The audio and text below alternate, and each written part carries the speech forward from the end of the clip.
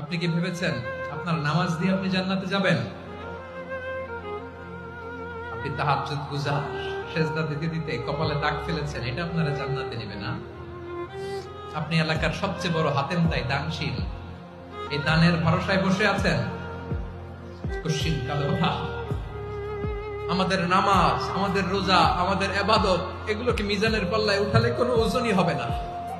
তবে আমাদের একটা কৌশল জানা আছে, আমরা আল্লাহর রহমতের ভিখারি। আমরা সেদিন আগেই গুনার স্বীকৃতি দিয়ে দেব। আমরা বলবো, আল্লাহ তুমি প্রশ্ন করার আগে তোমার একটা কথা বলি, আমারে কিছু জিজ্ঞেস করো না, আমি সব করেছি। এমন কোন পাপ নাই যে পাপ আমারে দিয়ে হয় নাই। তোমার রহমত দিয়ে তুমি জান্নাতে পাঠাবা, তোমার দয়ায় জান্নাতে যেতে চাই, আমল দিয়ে না। পারবেন বলতে? কিয়ামতের দিন আমরা বলবো